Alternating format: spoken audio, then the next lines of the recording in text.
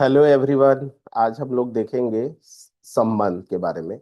ये लेक्चरर जो मैथमेटिक्स है उसमें इम्पोर्टेंट टॉपिक है। यहाँ से दो क्वेश्चन या एक क्वेश्चन जरूर आता है। एक क्वेश्चन तो फिक्स है आता है, दो क्वेश्चन भी आ जाता है कभी कभार।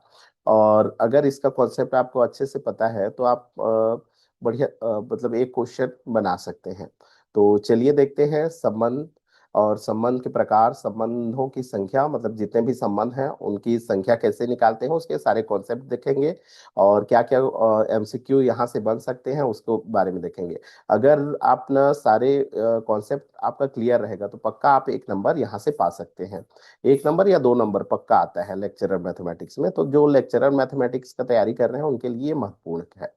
तो चलिए देखते हैं संबंध के बारे में। तो संबंध जानने से पहले हम लोगों को जानना पड़ेगा ऑर्डर पेयर, उसके बाद जानना पड़ेगा कार्टेशियन प्रोडक्ट, फिर संबंध के बारे में देखेंगे और उसके बाद प्रकारों को देखते जाएंगे। ठीक है, इसको और डिटेल से देखेंगे। लेकिन इसमें से देखिएगा, मैं चूंकि ये एमसीक्यू टाइप्स के अनुसार से वीडियो है इसलिए मैं शॉर्ट शॉर्ट बताऊंगा, मतलब पूरी तरह से उसको लिखूंगा नहीं। मतलब आपको जानना क्या है, जैसे शॉर्ट नोट्स बनाना है तो शॉर्ट नोट्स कैसे बनाते हैं वैसी टाइप का। तो चलिए हम लोग शुरू करते हैं संबंध। तो संबंध में सबसे पहला टॉपिक हम लोग देखते हैं ऑर्डर पेयर। सबसे पहला टॉपिक देख लेते हैं ऑर्डर पेयर। तो पहला टॉपिक लिख लेता हूं। पहला है हमारे पास ऑर्डर पेयर। ऑर्डर पेयर, ठीक है। या फिर हम लोग बोल सकते हैं इसको क्रमित युग्म। क्रमित युग्म। क्रमित युग्म क्या होता है? ठीक है, तो सीधा सा ऑर्डर पेयर मतलब क्या होता है, दो पेयर। और ये पेयर कुछ इस तरह से रहता है ए कॉमा बी के फॉर्म में। और ये ए कॉमा बी कहाँ से मिला रहता है? दो non empty set. Non empty set. Non empty set मान लेते हैं, दो नॉन एम्प्टी सेट है, ए और एक बी है। ठीक है, इन दोनों से आया रहता है। ये जो फर्स्ट एलिमेंट रहता है वो एक सेट से गिवन रहता है और ये जो सेकंड एलिमेंट रहता है वो दूसरे सेट से गिवन रहता है। ठीक है, और ध्यान देना है कि ए जो है वो फर्स्ट सेट होना चाहिए और बी जो है वो सेकंड सेट होना चाहिए। ठीक है, तो इस तरह से हम लोग इसको क्या के रूप में लिखते हैं? पेयर के रूप में रखते हैं। ठीक है, अब इसमें से कुछ टॉपिक है, कुछ जैसे ऑर्डर पेयर के लिए कुछ नोट है। नोट ये है कि ए कॉमा बी जो होता है, सबसे पहला बात तो ये, हाँ, ए कॉमा बी जो होता है वो बी कॉमा ए के इक्वल नहीं होता। ठीक है, मतलब यहां पर क्या होता है कि अगर हम लोग ए कॉमा बी के रूप में लिखेंगे और उसको बी कॉमा ए एक ऑर्डर पेयर है तो दोनों के इक्वल हम लोग नहीं लिख सकते, मतलब वन टू का टू वन से इक्वल नहीं ले सकते। दूसरा ये होता है कि अगर हमारे पास दो ऑर्डर पेयर इक्वल है, दो ऑर्डर पेयर क्या है, इक्वल है, मान लेते हैं A comma B equal to C comma D है, तो उस कंडीशन में ये होता है कि ए को हम लोग सी के इक्वल ले सकते हैं और बी को हम लोग डी के इक्वल ले सकते हैं। ये शॉर्ट शॉर्ट है, छोटा छोटा है, उतना वो नहीं है, आराम से जान सकते हैं। तीसरा बात ये है कि ऑर्डर पेयर को करली ब्रैकेट में नहीं लिखा जाता। ऑर्डर पेयर को हमेशा छोटा ब्रैकेट में लिखा जाता है, मतलब इसको ऐसे नहीं लिखते हैं। ठीक है, ये एक सेट को रिप्रेजेंट करता है। ये किसको रिप्रेजेंट करता है? सेट को। अगर कोई सेट है तो हम लोग कर्ली ब्रैकेट में लिखेंगे, लेकिन अगर पेयर के रूप में है तो उसको हम लोग क्या के रूप में लिखेंगे? छोटा कोष्टक लिखेंगे। और छोटा कोष्टक लगा करके हम लोग उसको बनाएंगे। तो ये तो हो गया ऑर्डर पेयर के बारे में। ठीक है, चलिए देखते हैं अगला टॉपिक है कार्टेशियन प्रोडक्ट। दूसरा टॉपिक देखते हैं कार्टेशियन प्रोडक्ट। कार्टेशियन प्रोडक्ट, ठीक है, इसको हिंदी में बोलते हैं कार्तीय गुणन।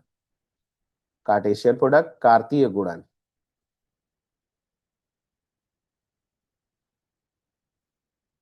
ठीक है, तो इसमें क्या करते हैं, दो नॉन एम्प्टी सेट ले लेते हैं। इसमें भी सेम वही है, क्या लेना है? Non empty set.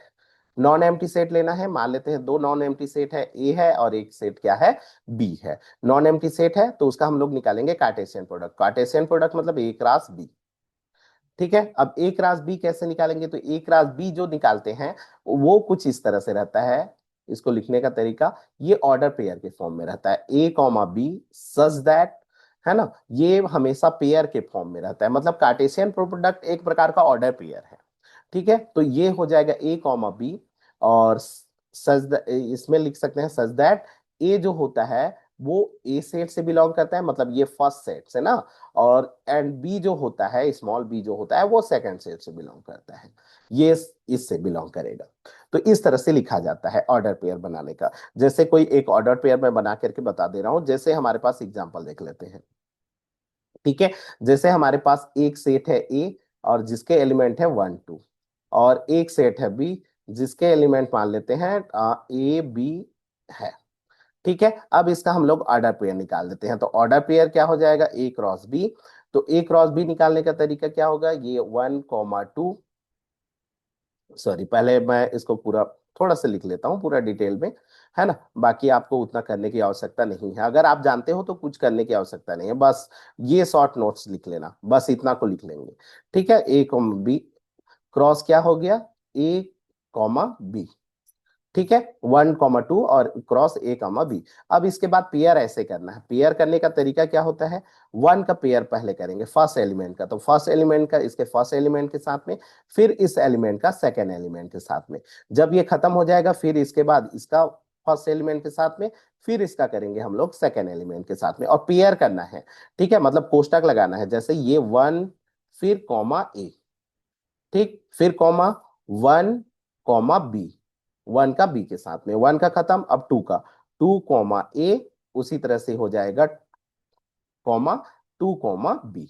और ये सब हम लोग किस में लिखेंगे, छोटा कोष्टक में लिखेंगे, और ये सारे एक सेट हैं, तो इसलिए हम लोग यहाँ पर क्या लगा देंगे, कर्ली ब्रैकेट लगा देंगे। तो ये होता है ऑर्डर पेयर। ठीक है, तो इस तरह से हम लोग क्या निकाल सकते हैं, ऑर्डर पेयर के रूप में लिख सकते हैं कार्टेशियन प्रोडक्ट। अब देखिए कार्टेशियन प्रोडक्ट का टोटल नंबर ऑफ एलिमेंट कितने होते हैं। जैसे इसमें, अब इसमें से एक होता है number of element, number of element, element. ठीक है, तो मान लेते हैं सेट ए में एम एलिमेंट है और सेट बी में एन एलिमेंट है। ठीक है, तो उस समय कार्टेशियन प्रोडक्ट करेंगे, ए क्रॉस बी करेंगे, तो उसका जो एलिमेंट होगा दोनों के मल्टीप्लाई के बराबर होगा। ठीक है, सिंपल सा। अगर हमारे पास एक सेट है जिसमें पहला सेट में दो एलिमेंट है और दूसरे सेट में भी दो एलिमेंट है, तो टोटल एलिमेंट कितने बनेंगे, तो 2 × 2 माने 4, देख लीजिए, है ना। तो इस तरह से बनाना है, मतलब सीधा सा वही है, एलिमेंट के नंबर को गुणा करना है, तो आपको पता चल जाएगा कि टोटल एलिमेंट कितने बनेंगे। ये हो गया कार्टेशियन प्रोडक्ट। नेक्स्ट देखते हैं। अब इसके बाद आता है सेट, सेट नहीं, रिलेशन। थर्ड टॉपिक है हमारे पास क्या, रिलेशन। अगला टॉपिक रिलेशन, मतलब क्या, संबंध। तो संबंध क्या होता है, तो संबंध के बारे में अगर देखेंगे, तो ये जो संबंध होता है इसको आर से रिप्रेजेंट करते हैं, और ये जो होता है सबसेट होता है ए क्रॉस बी का। मतलब हमारे पास दो नॉन एम्प्टी सेट होने चाहिए, वही ए क्रॉस बी कहां से निकलता है, नॉन एम्प्टी सेट। तो मान लेते हैं हमारे पास नॉन एम्प्टी सेट है, दो सेट है, ए है और बी है। ठीक है, उसका हम लोग कार्टेशियन प्रोडक्ट कर देंगे, तो उसी कार्टेशियन प्रोडक्ट के जितने भी सबसेट बनेंगे, उसी को हम लोग क्या बोलेंगे, रिलेशन बोलेंगे। ठीक है, तो कोई रिलेशन है कि नहीं है, उसका पता करने का तरीका होता है, उसका सारा क्या देखना है हम लोगों को, कार्टेशियन प्रोडक्ट का सबसेट देखना है। ठीक है, सबसेट निकालना आपको आना चाहिए, फिर बन जाएगा। जैसे हमारे पास है, मान लेते हैं इसमें रिलेशन बनाना है, कितने रिलेशन बन सकते हैं उसके बारे में देख लो। ठीक है, जैसे हमारे पास ए एक सेट है और इसके एलिमेंट है 1 2, बी सेट है, सेम ले लेते हैं ए कॉमा बी। तो ए क्रॉस बी क्या बना था, तो ए क्रॉस बी अगर मैं बनाया था, तो कुछ इस तरह से बना था, 1 कॉमा ए, 1 कॉमा बी, 2 कॉमा ए, 2 कॉमा बी। ठीक है, ये बना था। अब इसके सारे सबसेट बनाना है, तो इसके सबसेट कितने बनेंगे, तो देखिए, अगर हमारे पास इसका तरीका बता दे रहा हूं, सबसेट कैसे बनाते हैं, सबसेट, है ना, सबसेट, है ना। जैसे हमारे पास ए एक सेट है और उसके एलिमेंट है 1 2, तो इसके सबसेट क्या क्या होगा, फर्स्ट तो होगा कुछ नहीं, ये भी इसका सबसेट होता है, फिर एक एक एलिमेंट ले लो। ठीक है, फिर दोनों को ले लो, तीन है तो तीन, दो दो है तो दो दो का पेयर ले लो, तीन है तो तीन तीन का ले लो, है ना। दो को अल्टा पल्टी नहीं लेना है ना, क्योंकि इसमें ना सेट जो होता है, सेट में वन टू हो या टू वन लिखा हो, उसका मतलब वही होता है। तो उल्टा पुल्टा नहीं लेना है, अलग अलग एलिमेंट, दो दो है तो दो दो के पेयर में ले लो। तो इस तरह से बनाया जाता है। तो देखिए इधर, अगर हमारे पास टू एलिमेंट है तो सबसेट कितना बना, एक दो तीन चार बना। ठीक है, तो ये जो का फॉर्मूला होता है वो होता है 2 का पावर n। अगर हमारे पास n एलिमेंट है तो सबसेट कितने होंगे, 2 का पावर n, है ना। मतलब अगर 3 एलिमेंट है तो 2 का पावर 3 मतलब 8 होगा। अगर 4 एलिमेंट है तो 2 का पावर 4 माने 16 होगा। ठीक है, तो इस तरह से हम लोग सबसेट निकाल सकते हैं। तो इसका भी अगर सबसेट निकालोगे तो ये सारे एक एलिमेंट के थ्रू है। ठीक है, तो इसका हम लोग अगर सबसेट निकालेंगे तो क्या क्या सबसेट बन सकता है।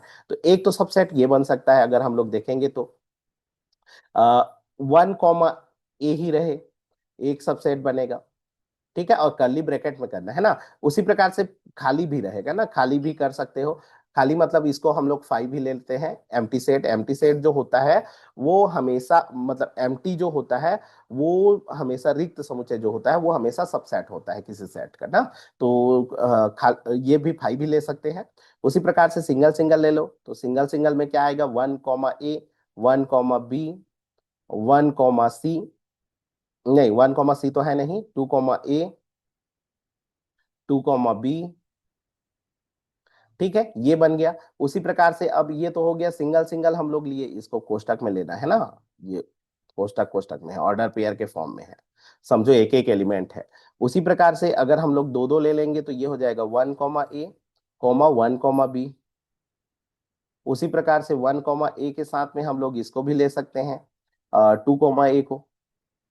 उसी प्रकार से हम लोग 1 कॉमा ए के साथ में किसको ले सकते हैं, 2 कॉमा बी को। ठीक है, तो इसके साथ में सारे का डबलेट हो गया। अगला करते हैं, इसके साथ में डबलेट करते हैं। तो 1 कॉमा बी के साथ में बगल का ले लो, है ना, पीछे मत आना क्योंकि पीछे हो गया है। तो ये हो जाएगा 2 कॉमा ए। इस तरह से सबसेट निकाला जाता है, वरना सबसेट आप अच्छे से सीख लेना। ठीक है, 1 कॉमा बी के साथ में इसको ले लो, 2 कॉमा बी को। ठीक है, उसी तरह से अगला हम लोग इसको ले लेते हैं, इनको ले लो। तो इनको लेंगे तो क्या हो जाएगा, 2 कॉमा ए और 2 कॉमा बी हो जाएगा। ठीक है, तो ये तो दो दो का पेयर कंप्लीट हो गया ना। अब इसके बाद तीन तीन कर लो, तो ये एक तीन बनेंगे एक बार, फिर ये तीन बनेंगे एक बार। ठीक है, उसके बाद छोड़ छोड़ के इसको छोड़ दो और तीन बनेगा, इसको छोड़ दो और तीन बनेगा। ठीक है, इसको छोड़ के तीन तो बन गया है। तो इस तरह से अपना सबसेट निकालना। और ये कितने सबसेट बनेंगे, टोटल सबसेट हमारे पास देखिए इसमें कितने एलिमेंट है, एक क्लास बी में कितने एलिमेंट है। तो एक क्लास बी में है हमारे पास 1 2 3 4। अगर 4 एलिमेंट है तो टोटल सबसेट कितने बनेंगे, 2 का पावर 4 माने 16 सबसेट बनेंगे। और यही 16 सबसेट जो होगा आपका क्या कहलाएगा, रिलेशन होगा। यही 16 सबसेट क्या कहलाएगा, इसका रिलेशन कहलाएगा। तो इतने सारे रिलेशन बन सकते हैं, मतलब आर इक्वल टू हम लोग ये लिख सकते हैं, आर इक्वल टू ये लिख सकते हैं, आर इक्वल टू ये लिख सकते हैं, आर इक्वल टू ये लिख सकते हैं। सिंगल सिंगल लेकर के बन सकता है, डबल डबल लेकर के बन सकता है, तीन तीन को लेकर के बन सकता है, या चारों को लेकर के बन सकता है। ठीक है, बस आपको सेट थोड़ा सा अच्छे से आना चाहिए, क्योंकि सेट के कुछ रूल होते हैं ना, कि किसी भी एलिमेंट को डबल नहीं लिखा जाता सेट में। ठीक है, और उल्टा पुल्टा का कोई रोल नहीं होता है, जैसे 1 कॉमा 2 है और 2 कॉमा 1 लिखोगे तो उसका कोई रोल नहीं होगा। लेकिन यहां पर देखना, ये ब्रैकेट है ना, ये अलग अलग है। तो इस तरह से आपको बनाना है, तो आपको तो सबसेट बनाना आना चाहिए। और जानना क्या है, तो यहाँ पर हम लोगों को जानना है मेन, रिलेशन में हमको पता क्या होना चाहिए। तो रिलेशन में हमको तो एक तो ये पता होना चाहिए रिलेशन होता क्या है। तो रिलेशन अभी मैं बता दिया, रिलेशन इक्वल टू क्या होता है, A, B आर्डर पेयर के फॉर्म में, सच दैट ए जो होता है वो ए से बिलोंग करता है, बी जो होता है वो बी से बिलोंग करता है। बस ये पता होना चाहिए। ठीक है, दूसरा चीज, ये जो रिलेशन होता है वो सबसेट होता है क्या का, ए क्रॉस बी का, है ना। दूसरा ये रिलेशन जो होता है वो किसका सबसेट होता है, ए क्रॉस बी का। अब इसके बाद आता है number of relation. Number of relation, संबंधों की संख्या कितनी होती है। अगर हम लोगों को टोटल नंबर ऑफ रिलेशन देखना है कितने होंगे, तो अगर हमारे पास मान लेते हैं, देखिए इधर ए एक सेट है जिसमें मान लेते हैं एम एलिमेंट है, बी सेट है जिसमें एन एलिमेंट है। तो ए क्रॉस बी में कितने एलिमेंट होंगे, ए क्रॉस बी में एम क्रॉस एन एलिमेंट होंगे। अब इसका जो सबसेट होगा वही तो संबंध होता है, तो इसका सबसेट कितने बनेंगे? अगर हम लोग इसका सबसेट निकालेंगे तो 2 का पावर में लगा दोगे, m क्रॉस क्या n। इसका मतलब हो गया नंबर ऑफ रिलेशन कितना होता है, 2 का पावर m इंटू क्या होगा n। इसका मतलब 2 का पावर mn लिख सकते हो। ठीक है, हो गया नंबर ऑफ रिलेशन। ठीक है, अब ये रिलेशन आपको पता होना चाहिए, टोटल नंबर ऑफ रिलेशन। लेकिन हम लोग जितने भी अभी रिलेशन पढ़ते हैं, है ना, वो ऑन टू इट सेल्फ होते हैं, मतलब सेम का सेम से रिलेशन देखते हैं। तो अभी जितने भी रिलेशन देखते हैं वो ए क्रॉस बी का नहीं देखते, बल्कि ए क्रॉस ए का देखते हैं, सेम का सेम से रिलेशन। तो अभी हम लोग जितना भी पढ़ेंगे, या फिर जितना 12th क्लास में है या आगे जितना भी पढ़ेंगे, उसमें से जितने भी सारे क्वेश्चन हैं वो ए क्रॉस ए टाइप के हैं। ठीक है, ए क्रॉस ए टाइप के। तो अगर हम लोग ए क्रॉस ए टाइप के क्वेश्चन देखेंगे तो इसमें से थोड़ा सा ये हो जाएगा कि ये जो रिलेशन होगा वो ए क्रॉस ए का सबसेट होगा। ठीक है, अब ये नंबर ऑफ रिलेशन कितने होंगे, तो अगर हम लोग इसमें नंबर ऑफ रिलेशन देखेंगे, नंबर ऑफ रिलेशन, तो ये कितने होंगे? तो जैसे ए में मान लेते हैं एन एलिमेंट है, तो अगला ए में भी तो वही एन एलिमेंट है ना, सेम का सेम से कार्टेशियन प्रोडक्ट है ये। ठीक है, तो यहां पर क्या हो जाएगा, ये नंबर ऑफ रिलेशन 2 का पावर एन इंटू एन हो जाएगा। इसका मतलब 2 का पावर एन का स्क्वायर लिख सकते हो, या फिर ऐसे याद करोगे तो ज्यादा बेटर है। 2 का पावर हो जाएगा एन इंटू एन, या 2 का पावर एन स्क्वायर। ये होता है नंबर ऑफ क्या हो गया, रिलेशन हो गया। तो इस तरह से आपको जानना है। ठीक है, अगला हम लोग टॉपिक देखते हैं, इसी में से डोमेन और रेंज के बारे में। ठीक है, चलिए बता देता हूं, अगला टॉपिक डोमेन और रेंज। इसमें से आता है कोई रिलेशन है, जैसे आर एक रिलेशन है, और ये रिलेशन हमको दिया है A comma B, such that ए जो होता है वो ए से बिलोंग कर रहा है, और बी जो होता है वो बी से बिलोंग कर रहा है। ये दिया है, या तो हमारे पास एक रिलेशन है कुछ इस तरह से है, A comma B, such that, है ना, ए जो है वो ए सेट से बिलोंग कर रहा है, और बी जो है वो भी ए सेट से बिलोंग कर रहा है। मतलब ये ए क्रॉस ए का सबसेट है। यहां पर जो रिलेशन है, ये जो रिलेशन है वो किसका सबसेट है, ए क्रॉस ए का, और ये जो रिलेशन है ये सबसेट है ए क्रॉस बी का। तो हम लोग जो पढ़ते हैं वो ये ऐसे टाइप के होते हैं। ठीक है, तो इसी में हम लोग बात करेंगे डोमेन के बारे में और रेंज के बारे में। तो डोमेन मतलब होता है फर्स्ट एलिमेंट। यहां पर अगर मैं सीधा सा बता दूं, ये जो ए दिख रहा है, ये जो फर्स्ट एलिमेंट दिख रहा है, इसी को हम लोग डोमेन बोलते हैं। और ये जो सेकंड एलिमेंट दिख रहा है, इसको हम लोग रेंज बोलते हैं। इसमें भी सेम, यहां पर जो ए दिख रहा है इसको हम लोग क्या बोलेंगे, डोमेन बोलेंगे। और ये जो सेकंड एलिमेंट दिख रहा है इसको हम लोग क्या बोलते हैं, रेंज बोलते हैं। बस इतना आपको आना चाहिए। अब डोमेन रेंज लिखने का तरीका क्या होता है,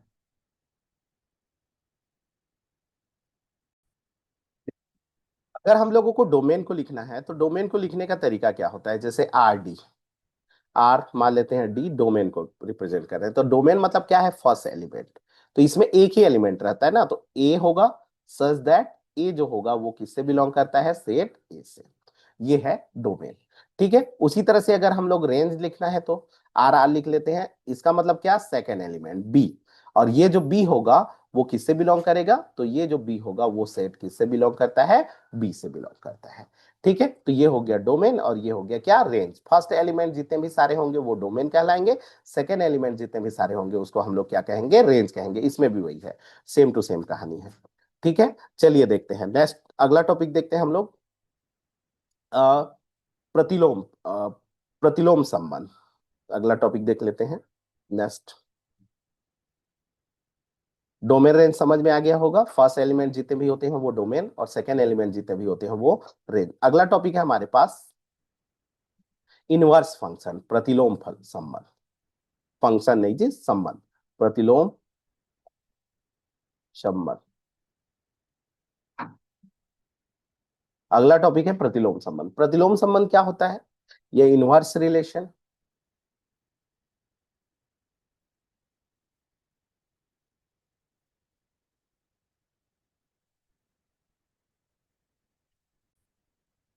इनवर्स रिलेशन, इनवर्स रिलेशन क्या होता है देखिए,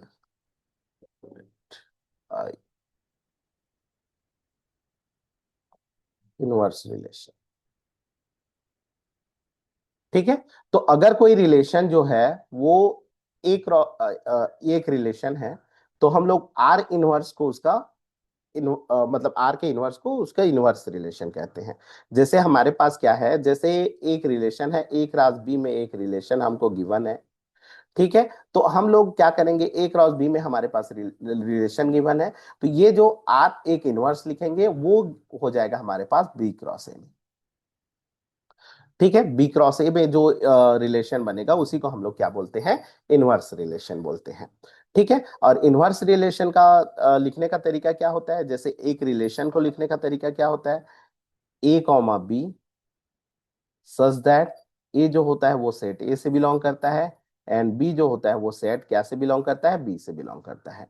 तो आर, इसका आर इनवर्स क्या होगा, तो इनवर्स मतलब पलट देना है, बी कॉमा ए हो जाएगा, सच दैट ए जो होगा वो सेट ए से, ये सेम रहेगा, इसको मत पलट देना, ए जो होगा वो सेट ए से बिलोंग करेगा और बी जो होगा वो सेट क्या से बिलोंग करेगा, बी से बिलोंग करेगा। तो ये हो जाएगा हमारा क्या, आर इनवर्स। अब आर इनवर्स हो गया तो इसका डोमेन और रेंज देख लेंगे। तो सेम वही है, डोमेन माने फर्स्ट एलिमेंट,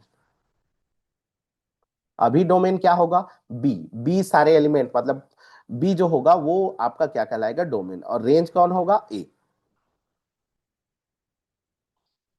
ठीक है, और ए कहां से आता है, सेट ए से, बी कहां से आता है, सेट बी से, मतलब ये जो बी सेट होगा वो डोमेन हो जाएगा और ए सेट जो होगा वो सारे रेंज हो जाएंगे। ठीक है, तो इस तरह से होगा, ये हो गया डोमेन और एक रेंज के बारे में। ठीक है, चलिए देखते हैं अगला, नेक्स्ट टॉपिक देखते हैं, टाइप ऑफ फंक्शन।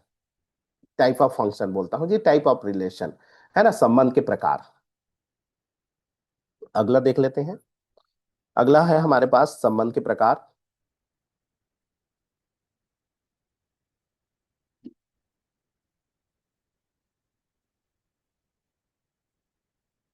ठीक है, टाइप ऑफ,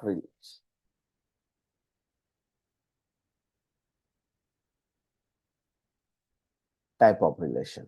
तो देखिए संबंध के प्रकार, सबसे पहले हम लोग देखेंगे कुछ संबंध के प्रकार। सबसे पहला तो हम लोग संबंध को कुछ इस तरह से प्रकार देखते हैं। सबसे पहला, जैसे हमारे पास क्या है, मान लेते हैं ए एक सेट है, 1,2 है, तो इसका रिलेशन क्या क्या बनेगा, तो रिलेशन जो होगा इसके कार्टेशियन प्रोडक्ट का क्या होगा, सबसेट होगा। अब सबसेट निकालने के बहुत तरीके होते हैं। सबसेट जो होता है, पहला तो ये होता है कि फाई सबसेट होता है, मतलब कोई भी एलिमेंट ना हो तो भी सबसेट होता है। दूसरा ये होता है कि सारे एलिमेंट हो, सारे एलिमेंट हो तो वो भी क्या होते हैं, उसके सबसेट होते हैं। ठीक है, सारे एलिमेंट हो तो भी सबसेट होता है, कोई एलिमेंट ना हो तो भी सबसेट होता है। अगर हम लोग इसमें देखेंगे, अगर ए क्रॉस ए टाइप का लेंगे तो ए क्रॉस ए में क्या होता है, डबलेट वाले क्वेश्चन आते हैं। ठीक है, डबलेट माने 1,1 2,2 ऐसे वाले आएंगे। ठीक है, तो ये भी इसके सबसेट होते हैं। तो इस तरह से हम लोग अलग अलग इसको प्रकार के रूप में लेते हैं। ये जो होता है फाई होगा, तो अगर कोई भी ना हो तो वो भी तो सबसेट होगा। तो इस प्रकार के रिलेशन को हम लोग बोलते हैं एम्प्टी या वाइड रिलेशन, है ना, एम्प्टी या वाइड रिलेशन कहा जाता है। ठीक है, तो एम्प्टी रिलेशन क्या होता है, एम रिलेशन कहते हैं, या इसी को वाइड रिलेशन, रिक्त संबंध बोलोगे। ठीक है, उसके बाद यूनिवर्सल हो जाएगा, यू माने यूनिवर्सल। ठीक है, सार्वत्रिक, ये क्या हो गया, रिक्त, अब फलन नहीं है ना, संबंध, रिक्त संबंध, सार्वत्रिक संबंध। और एक होता है जब सेम का सेम से हो, सेम का सेम से हो, जब सेम का सेम एलिमेंट से हो तो इसको हम लोग बोलते हैं आइडेंटिटी। ठीक है, आइडेंटिटी रिलेशन, ये बहुत ही इंपॉर्टेंट है, आपको जानना है आइडेंटिटी रिलेशन। आइडेंटिटी मतलब सेम एलिमेंट का सेम एलिमेंट से रिलेशन, तो उसको हम लोग क्या बोलते हैं, आइडेंटिटी रिलेशन। तो इसी को हम लोग थोड़ा सा नोट कर लेता हूं मैं। सबसे पहला क्या हो गया, एम्प्टी रिलेशन, प्रकार में यही आ जाता है, रिक्त संबंध। ठीक है, तो रिक्त संबंध क्या होगा, तो रिक्त संबंध को अगर हम लोग कोई संबंध ले लेते हैं और कोई एलिमेंट ना हो तो उसको हम लोग क्या बोलते हैं, रिक्त संबंध कहेंगे, जैसे फाई। ठीक है, एग्जाम्पल कैसे दोगे कि कोई रिक्त संबंध कैसे होगा, तो जैसे हमारे पास कोई एक रिलेशन हमको गिवन है, ये रिलेशन, और ये रिलेशन है ए कॉमा बी के बीच में रिलेशन है, और कुछ रिलेशन में इस तरह से है, ए माइनस बी। ठीक है, A minus B equal to equal to 6, equal to 6 दिया है, ए कॉमा बी 6 ले लेते हैं। ठीक है, मतलब जो ना हो, और इसी में से कुछ ले लेते हैं। ए जो है वो सेट ए से बिलोंग कर रहा है, और बी जो है वो सेट बी से बिलोंग कर रहा है। रुकिए, इसको पूरा लिख लेता हूँ थोड़ा सा। चलो जी, इसको ऐसे ले लेता हूँ जी, लेस देन 0, मतलब जो ना आए, एक भी ना आए उसको लेते हैं। जैसे देखिए, मॉड मतलब क्या होगा, पॉजिटिव आएगा, कभी नेगेटिव आएगा क्या, नहीं। तो इसको मैं ऐसे भी तो लिख सकता हूँ, जैसे मान लो हमारे पास एक रिलेशन है लेस देन 0। ओ,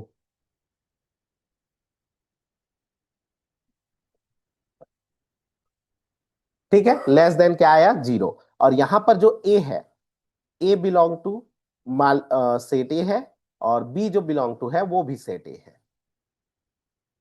ठीक है, और यहां पर सेट ए जो है हमको गिवन है ना, ऊपर में लिखा है सेट ए, 1 2 3 4 कुछ भी है।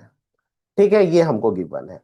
अब ये ऐसे रिलेशन है, तो देखिए इसमें से कोई भी नंबर को उठा करके, अगर 1 1 को लोगे तो 0 आएगा। इक्वल नहीं दिया है ना, लेस देन स्ट्रिक्टली लेस, है ना, इक्वल भी नहीं लिया हूं, तो ये क्या होगा, कोई भी आपको रिलेशन नहीं मिलेगा। तो ऐसे संबंध को हम लोग क्या बोलेंगे, रिक्त संबंध। रिक्त संबंध माने क्या होता है, कोई भी एलिमेंट उसमें ना आ जाए। ठीक है, तो वो क्या हो जाएगा, रिक्त संबंध हो गया। उसी तरह से दूसरा हो जाएगा हमारे पास यूनिवर्सल रिलेशन। दूसरा हम लोग देखते हैं यूनिवर्सल। यूनिवर्सल मतलब क्या होता है, जब आर जो होगा एक रास ए के बराबर हो जाए। ठीक है, आर जो होगा इक्वल टू एक रास ए हो जाए, तो हम लोग उसको क्या बोलते हैं, यूनिवर्सल रिलेशन, मतलब सारे एलिमेंट आ जाए। तीसरा होता है आपके पास identity relation. Identity relation Hindi में यूनिवर्सल मतलब सार्वत्रिक, आइडेंटिटी मतलब तत्समक, तत्समक संबंध। ठीक है, तत्समक संबंध मतलब क्या होता है, जब कोई रिलेशन हमको कुछ इस तरह से हो, ए कॉमा ए के फॉर्म में हो, मतलब ए का ए से ही रिलेशन हो, तो उसको हम लोग बोलते हैं आइडेंटिटी रिलेशन। और यहां पर क्या है, ए जो होगा वो सेट ए से बिलोंग करेगा। ठीक है, ए जो होगा वो किससे बिलोंग करेगा, सेट ए से। ठीक है, तो उस प्रकार के रिलेशन को हम लोग क्या कहते हैं, आइडेंटिटी रिलेशन, सेम का सेम से रिलेशन हो। ठीक है, तब हम लोग इसको आइडेंटिटी रिलेशन कहते हैं। ठीक, जैसे एग्जाम्पल के तौर पर, यहां पर एग्जाम्पल मैं ले लेता हूं। जैसे हमारे पास एक सेट है 1 2 3 दिया है। ठीक है, तो इसके सारे के डबलेट बनेंगे, तो उसी को हम लोग बोलेंगे आइडेंटिटी रिलेशन। जैसे आर, बहुत सारे सबसेट बनेंगे, सारे सबसेट मैं बना के नहीं बता रहा हूं, सीधा सा डबलेट ले लेते हैं। तो इसमें क्या होगा, 1 1, 1 1 होगा। जैसे देखिए इधर 1 का 1 से, यहाँ पर थोड़ा सा मैं मिस्टेक कर दी हूँ, 1 1 2 2 3 3 दिया है। ठीक है, तो इसको हम लोग क्या बोलेंगे, आइडेंटिटी रिलेशन। अगर मान लो हमारे पास 1 1 है, लेकिन 2 2 नहीं है, 1 1 दिया है, 3 3 दिया है, लेकिन 2 2 नहीं है, तो हम लोग इसको आइडेंटिटी नहीं बोलेंगे। तीसरा चीज ये है, अगर हमारे पास सबका डबलेट दिया है, 1 1 भी दिया है, 2 2 भी दिया है, और 3 3 भी दिया है, लेकिन साथ में कोई और एलिमेंट दे दिया है 1 2, क्योंकि ये भी सारे सबसेट हो सकते हैं ना, तो ऐसे दिया है तो भी ये आइडेंटिटी रिलेशन नहीं है। ठीक है, आइडेंटिटी मतलब ओनली डबलेट, याद रखना, only doublet, only doublet, no extra. अगर कोई भी एक्स्ट्रा है, तो उस कंडीशन में हम लोग उसको आइडेंटिटी नहीं बोलेंगे। आइडेंटिटी मतलब क्या होना चाहिए, ए कॉमा ए के ही फॉर्म में होना चाहिए, है ना, अलग फॉर्म में नहीं होना चाहिए। ठीक है, तब हम लोग उसको क्या बोलते हैं, आइडेंटिटी रिलेशन कहते हैं। ठीक है जी, ये हो गया। तो याद रख लेना ना, ये इसको याद रखना वर्ड, है ना, ये अभी काम आएगा। तो ये हो गया आइडेंटिटी तत्समक संबंध के बारे में। ठीक है, अब नंबर ऑफ आइडेंटिटी रिलेशन देखेंगे। चलो, सभी का नंबर संख्या भी देख लेते हैं। रिक्त समुच्चय, नहीं, रिक्त संबंध तो एक ही होगा। यूनिवर्सल रिलेशन वो भी एक ही होगा, ध्यान दे देना। ये जो रिलेशन है ना, ये सारे एक ही होंगे। सबसे पहला जो आया था आपके पास empty, empty relation, empty relation, तो इसका अगर हम लोग संख्या देखेंगे तो एक होगा। उसी तरह से यूनिवर्सल रिलेशन, ये भी एक ही होगा, है ना, अलग तो हो ही नहीं सकता, सारे एलिमेंट एक ही बार आएंगे, एम्प्टी एक ही बार होगा। ठीक है, इसके बाद आइडेंटिटी रिलेशन, आइडेंटिटी रिलेशन की भी संख्या एक ही होती है, दो कभी नहीं होता। मतलब दो, अगर इसका नंबर ऑफ रिलेशन देखेंगे तो आइडेंटिटी रिलेशन भी क्या होता है, केवल वन होता है, दूसरा नहीं होगा। केवल यही है तब आइडेंटिटी है, एक कम है तो भी नहीं होगा, ज्यादा है तो भी नहीं होगा, मतलब फिक्स इतना, मतलब इतना। ठीक है, तब हम लोग इसको बोलते हैं क्या, आइडेंटिटी रिलेशन। तो ये हो गया तीन प्रकार, मतलब उसी के आधार पर ना, कोई सेट है तो उसके एलिमेंट के आधार पर ये तीन प्रकार हुए। अब इसके बाद हम लोग और कुछ टाइप देखते हैं जो कि बहुत ही इंपॉर्टेंट टाइप है, और उसी से क्वेश्चन आते हैं। तो चलिए हम लोग देखते हैं नेक्स्ट टाइप। अगला next type of relation, type of relation,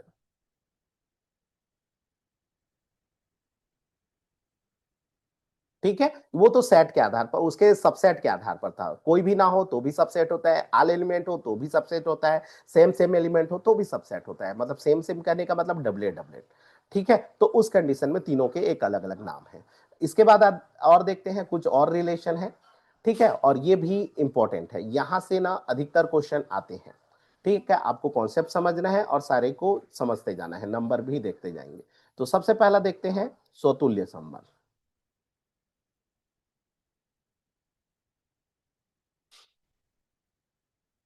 ठीक है, इसको बोलते हैं reflexive relation, reflexive relation. Reflexive relation क्या है, रिफ्लेक्सिव रिलेशन, तो ध्यान दीजिएगा, इसको लिखने का तरीका होता है सेम। यहां पर क्या होगा, रिफ्लेक्सिव रिलेशन किसको बोलेंगे, तो A comma A belong to R, for all A belong to set A. ठीक है, A comma A belong to क्या होना चाहिए, आर, और ये जो ए है वो किस में बिलोंग करना चाहिए, ए में। तब हम लोग इस सारे रिलेशन को बोलते हैं स्वतुल्य। ध्यान दीजिएगा, स्वतुल्य रिलेशन में यहां पर करली ब्रैकेट आप नहीं लगाएंगे। करली ब्रैकेट मतलब लिमिटेशन हो जाता है, और लिमिट नहीं, इसमें ना अनलिमिटेड, मतलब ए कॉमा ए आना चाहिए, उसके एक्स्ट्रा आएगा तो भी चल जाएगा, लेकिन उतना आना जरूरी है। तब हम लोग उसको बोलते हैं स्वतुल्य संबंध। और स्वतुल्य संबंध को एक तरीका और होता है लिखने का, एक तो ये होता है, उसी प्रकार से किसी रिलेशन को रिप्रेजेंट करने का तरीका ये भी होता है, ए आर बी ऐसे भी लिखते हैं, है ना, ए और बी के बीच में रिलेशन है। ठीक है, तो यहां पर ए और बी के बीच में कोई रिलेशन है, और वो रिलेशन ए और ए के बीच में भी वही है, तब जाकर के हम लोग उसको क्या बोलते हैं, स्वतुल्य रिलेशन।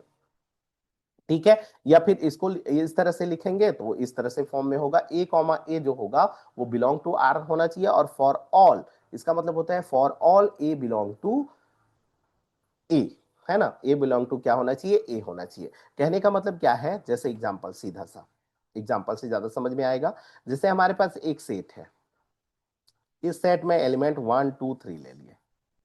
ठीक है, 1 2 3 ले लिए, तो यहां पर अगर हम लोग स्वतुल्य संबंध किसको बोलेंगे, तो स्वतुल्य मतलब सीधा सा है जी, डबलेट, डबलेट डबलेट द्विक लेना है, द्विक। ठीक है, डबलेट कहने का मतलब सेम सेम ना, डबलेट।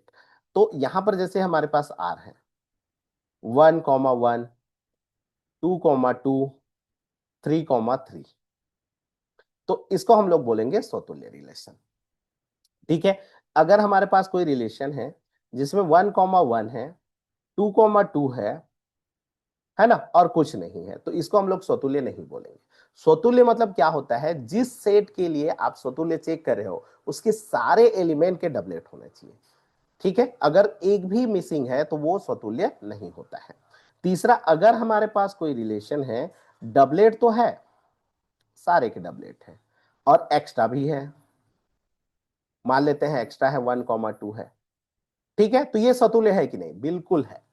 ठीक है, स्वतुल्य के लिए ये खासियत होती है, स्वतुल्य के लिए ना कोई बाउंड्री नहीं है, एक्स्ट्रा भी होगा तो भी वो क्या होगा, स्वतुल्य होगा। ठीक है, तो कहने का मतलब इसमें एक्स्ट्रा आएगा तो भी हम लोग उसको हम लोग क्या बोलते हैं, स्वतुल्य संबंध बोलते हैं, रिफ्लेक्सिव रिलेशन बोलते हैं। ठीक है, तो ये रिफ्लेक्सिव है, ये भी रिफ्लेक्सिव है, ये रिफ्लेक्सिव नहीं है, मतलब सारे एलिमेंट के डबलेट होने चाहिए।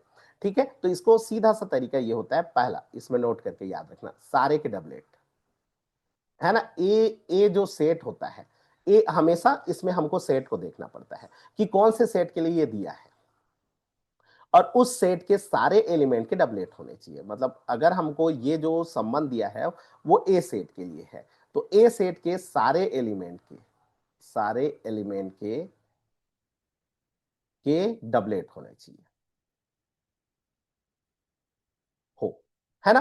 एक्स्ट्रा हो तो भी चलेगा, एक्स्ट्रा हो तो भी चलेगा, एक्स्ट्रा हो तो भी चलेगा, लेकिन कम नहीं होना चाहिए, तब हम लोग उसको क्या बोलते हैं, स्वतुल्य संबंध कहा जाता है। ठीक है। अब इसमें से देखिए बहुत लोग कंफ्यूज हो जाते हैं, आइडेंटिटी रिलेशन और रिफ्लेक्सिव रिलेशन दोनों अलग अलग है कि सेम है? दोनों अलग अलग है। आइडेंटिटी मतलब क्या होता है, only doublet, no extra, no कम। ठीक है, कम भी नहीं होना चाहिए। जबकि स्वतुल्य मतलब क्या होता है कि एक्स्ट्रा हो सकता है ना, सारे एलिमेंट के डबलेट होने चाहिए, एक्स्ट्रा हो सकता है, कम तो इसमें भी नहीं चलेगा ना, लेकिन एक्स्ट्रा हो सकता है, तो इसको हम लोग बोलेंगे। तो इसमें से एक हमको एक टॉपिक पता चल गया कि जितने भी, है ना, अगर हम लोग इसमें से एक टॉपिक देखें तो यहां पर हम लोगों को एक बात पता चला कि सारे जो, है ना, ऑल आइडेंटिटी, है ना, इज कॉल्ड, इसको हम लोग बोल सकते हैं रिफ्लेक्सिव। ठीक है, लेकिन all reflexive, all reflexive not identity.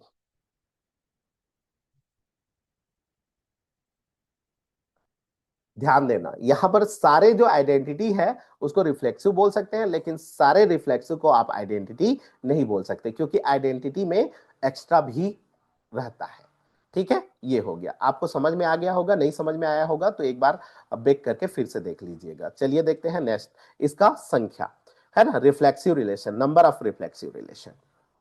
देखिए, है ना, ध्यान से देखिएगा, नंबर ऑफ रिफ्लेक्सिव रिलेशन।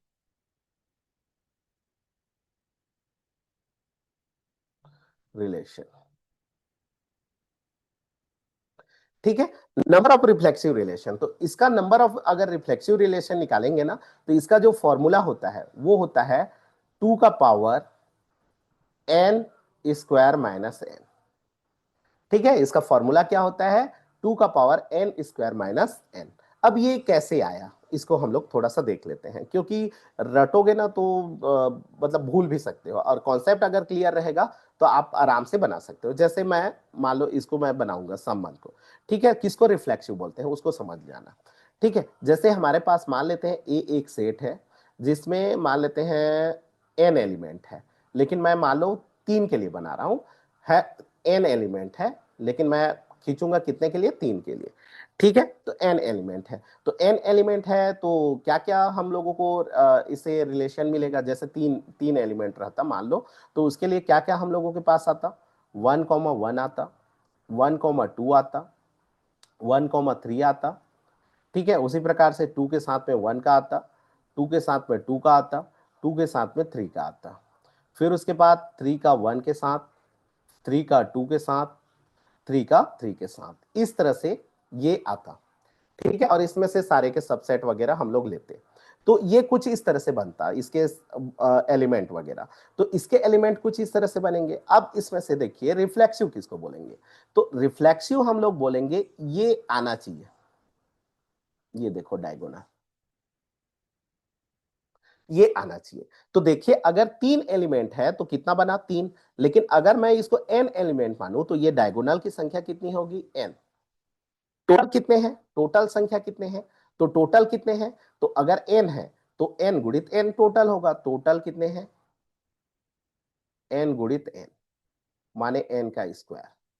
ठीक है, जब भी ऐसे निकालेंगे ना तो ये कितना होता है, n गुणित n होता है, तो ये n गुणित n मतलब n का स्क्वायर, मतलब एलिमेंट बोल रहा हूं ना, यहां पर a क्रॉस b है, समझो एक प्रकार का सबसेट नहीं है, इसके फिर सबसेट बनेगा, तो ये तो कंपलसरी है, ये होना चाहिए, ये हो, और उसके साथ में इसमें से कोई भी आ जाए तो भी हम लोग उसको क्या बोलते हैं, रिफ्लेक्सिव।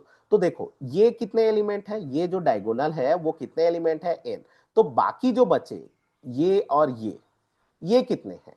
तो ये जो टोटल होंगे वो हो जाएंगे आपका एन स्क्वायर में से एन को घटा दो। एन स्क्वायर में से कितने को घटा दे? एन को घटा दे। तब वो क्या हो जाएगा? उतना एलिमेंट हो जाएगा। अब देखो हमारे पास रिफ्लेक्सिव रिलेशन के लिए क्या है। रिफ्लेक्सिव रिलेशन का कंडीशन है कि ये तो फिक्स है, ये होना ही चाहिए। अगर हम लोग देखिए परम्यूटेशन में होता है चॉइस करना। जैसे हमारे पास क्या है, जैसे दो एलिमेंट है ए और बी है, इसका हमको चॉइस करना है। तो चॉइस कितने प्रकार से कर सकते हैं? पहला तो ये है कि हम लोग किसी को चॉइस ना करें, नो चॉइस। फिर उसके बाद एक को चॉइस करें, एक एक को। ये अगला होता है कि दोनों को चॉइस कर ले। मतलब कितने चॉइसेस होते हैं? चार। ठीक है, अगर दो एलिमेंट है तो कितने चॉइसेस होते हैं? चार। ठीक है, तो चॉइस को हमेशा क्या के रूप में लिखा जाता है? टू के पावर के रूप में लिखा जाता है ना। जैसे किसी के पास, जैसे ए के पास कितने चॉइस है? आ भी सकता है, नहीं भी आ सकता है। आ भी सकता है और नहीं भी आ सकता है, मतलब दो चॉइस है। तो आ भी सकता है, नहीं भी आ सकता है, तो इसके पास दो चॉइस। बी के पास कितने चॉइस? दो चॉइस। तो इसको मल्टीप्लाई कर देते हैं। जैसे सी भी अगर होता तो सी के पास कितने चॉइस? तो दो चॉइस। तो कितना हो जाएगा? दो गुणित दो गुणित दो, इस तरह से होगा। तो उसी प्रकार से हम लोग सारे के चॉइस देखेंगे। ये तो फिक्स है, इसको तो आना ही आना है। आना है मतलब एक होता है, फिक्स मतलब एक चॉइस होता है। ठीक है, मतलब अगर किसी चीज को ले ही रहे हो तो उसका मतलब फिक्स है। तो और बाकी के चॉइस निकालेंगे। तो देखिए इधर अगर हम लोग किसके चॉइस निकालना चाहते हैं? 1,2 के, 1,3 के, 2,3 के, है ना, 2,1 के, उसके बाद 3,1 के, 3,2 के। हालांकि और एलिमेंट है लेकिन एक्स्ट्रा ऐसे और है। इसके पास कितने चॉइस है? तो देखो ये तो आना ही आना है। इसके पास चॉइस है, ये अगर आएगा तो भी रिफ्लेक्सिव होगा, नहीं आएगा तो भी होगा। मतलब इसके पास कितने चॉइस है? दो। इसके पास कितने चॉइस है? दो। ये भी आएगा तो भी ठीक है, नहीं आएगा तो भी ठीक है। ये भी आएगा तो भी ठीक है, नहीं आएगा तो भी ठीक है। इसके पास कितने चॉइस है? दो। इसके पास कितने चॉइस है? दो। अब इसका सारे का मल्टीप्लाई करो। अब बताओ ये कितने एलिमेंट है? तो ये तो n square minus n element है ना। देखो ये तो डायगोनल एन एलिमेंट है, बाकी जो बचा वो कितने एलिमेंट है? N square minus n. तो टोटल चॉइसेस कितने हो गए? तो ये हो जाएगा टू का पावर हो जाएगा एन स्क्वायर माइनस एन। तो यही तो होगा जी, यही हो जाएगा नंबर ऑफ रिफ्लेक्सिव रिलेशन। अब इतने चॉइस बनेंगे तो रिफ्लेक्सिव रिलेशन का फॉर्मूला क्या हो गया? टू का पावर एन माइनस एन। याद रखना। और एन क्या है? जो सेट गिवन है उसके एलिमेंट। एन क्या है? तो वो जो ए सेट है उसके कितने एलिमेंट है वो है। तो याद रख लेना, इसको बनाने का तरीका ये होता है, आपको समझ में आ जाना चाहिए ये। ठीक है, इसमें से एक बार और बता दे रहा हूं, डायगोनल, फिक्स, बाकी एलिमेंट के पास आएगा तो भी ठीक है, नहीं आएगा तो भी ठीक है। दो आ जाएंगे तो भी ठीक है ना। तो चॉइस मतलब आ भी सकता है और नहीं आ सकता है। और तो आ सकता है, नहीं आ सकता है, तो उसको हम लोग दो से रिप्रेजेंट करते हैं और सारे को मल्टीप्लाई कर लो, कितने एलिमेंट है वही होता है चॉइस। तो इस तरह से निकाला जाता है। तो ये हो जाएगा नंबर ऑफ रिफ्लेक्सिव रिलेशन। तो हम लोग क्या समझे यहां से? तो यहां पर सीधा सा बात ये हुआ कि अगर हमारे पास नंबर ऑफ रिफ्लेक्सिव रिलेशन निकाले, नंबर ऑफ क्या? Reflexive relation. ठीक है, तो नंबर ऑफ रिफ्लेक्सिव रिलेशन कितना आया? टू का पावर एन स्क्वायर माइनस क्या आया? एन। और एन क्या चीज है बोलने से? एन जो है वो संख्या है ए सेट का, है ना। इसको हम लोग इस तरह से भी लिख सकते हो, आप ऐसे लिखोगे या वैसे लिखोगे तो भी चलेगा। ठीक है, अगर आपको कॉन्सेप्ट क्लियर है ना तो आप ना ऐसे बना सकते हो फॉर्मूला। अगर जैसे एग्जाम के तौर पर क्या आ गया, फॉर्मूला याद नहीं आया, क्योंकि बहुत सारे फॉर्मूला अभी याद करना है, केवल इसी चैप्टर का नहीं पूरे चैप्टर का। और सारे चैप्टर के याद करेंगे तो हो सकता है कि इसी चैप्टर का याद ही ना आए। तो उस कंडीशन में क्या करेंगे? ठीक है, तो उसके लिए हम लोग क्या करेंगे? कॉन्सेप्ट क्लियर होना चाहिए। अगर कॉन्सेप्ट आपको पता है तो आप ना बना सकते हो। ठीक है, तो चलिए देखते हैं अगला। अगला हमारे पास आता है दूसरा। दूसरा देखते हैं, शायद ये टॉपिक है कि नहीं है लेक्चरर मैथमेटिक्स के सिलेबस में, लेकिन ये आपको आना चाहिए क्योंकि टाइप ऑफ रिलेशन है। और टाइप ऑफ रिलेशन में ये भी आते हैं, और वो है ई रिफ्लेक्सिव रिलेशन। हालांकि 11वीं 12वीं के बुक अगर पढ़ेंगे ना तो आपको ई रिफ्लेक्सिव नहीं दिखेंगे। ठीक है, ई रिफ्लेक्सिव रिलेशन क्या होता है? ई रिफ्लेक्सिव,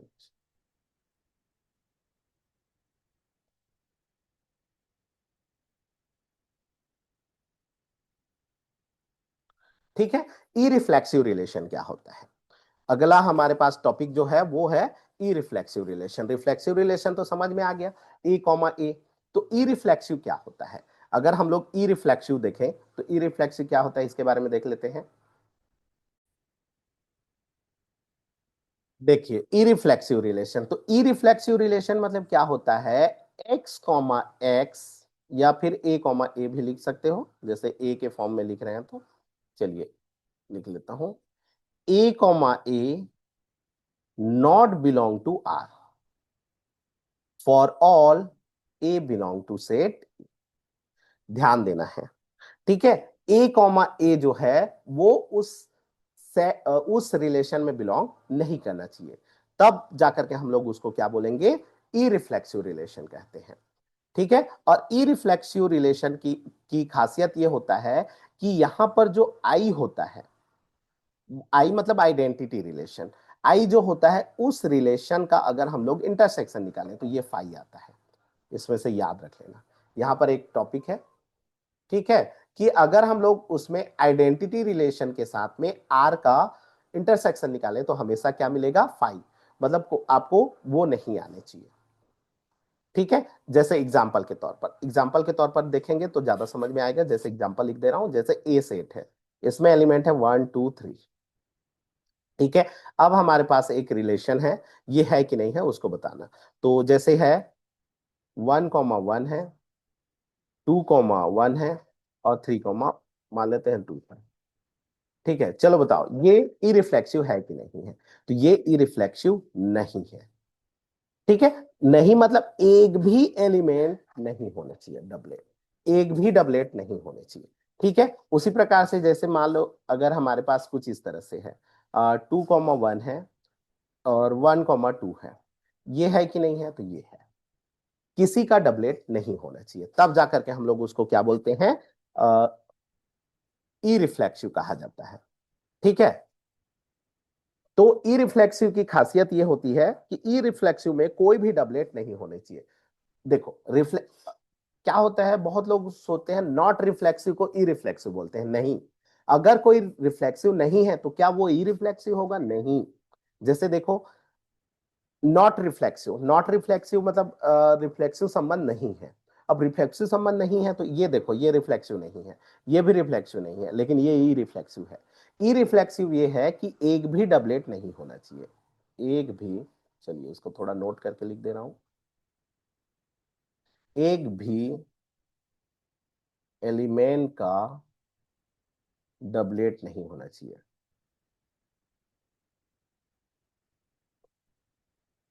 तब जाकर के हम लोग उसको क्या बोलते हैं? ई रिफ्लेक्शन। ठीक है। तो यहां पर ध्यान दीजिएगा। चलिए थोड़ा सा एग्जांपल देख करके और बता रहा हूं। जैसे देखिए इधर रिफ्लेक्सिव और ई रिफ्लेक्सिव।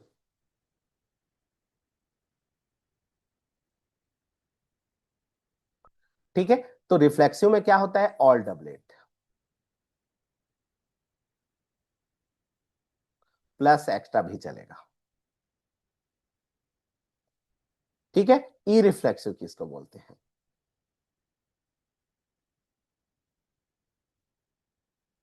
ई रिफ्लेक्सिव मतलब एक भी का भी डबलेट नहीं होना चाहिए।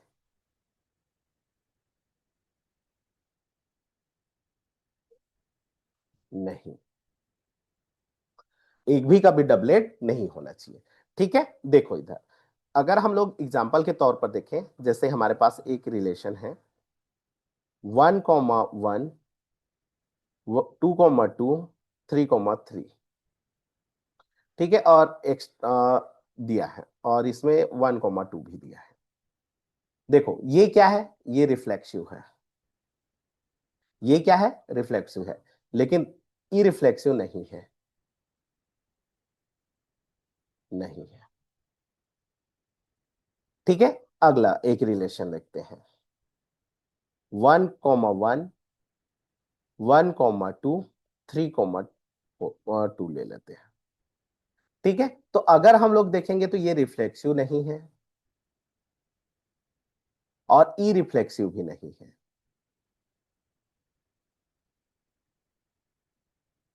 ध्यान दे देना।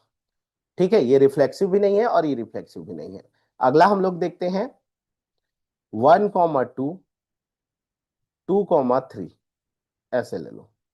ठीक है, तो इसके बारे में अगर हम लोग बात करेंगे तो ये क्या हो जाएगा, ये आपका रिफ्लेक्सिव नहीं है लेकिन ई रिफ्लेक्सिव है।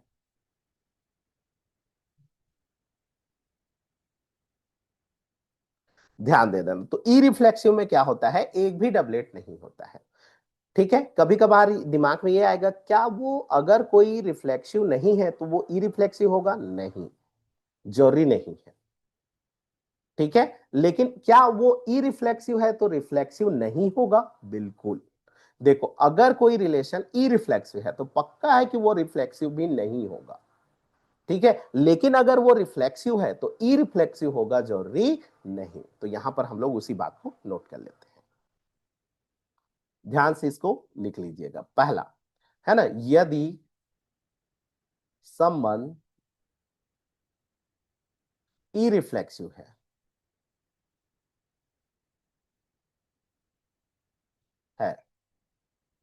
तो रिफ्लेक्सिव होगा। रिफ्लेक्सिव नहीं होगा।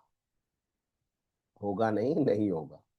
ठीक है, अगर कोई संबंध ई रिफ्लेक्सिव है तो पक्का वो रिफ्लेक्सिव नहीं होगा। लेकिन यदि संबंध रिफ्लेक्सिव है,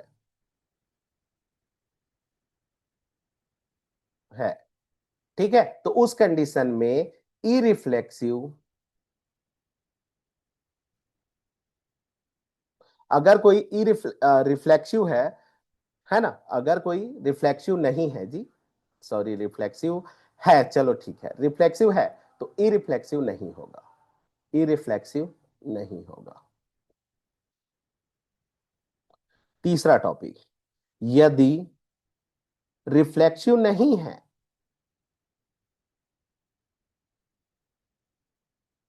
नहीं है तो ई रिफ्लेक्सिव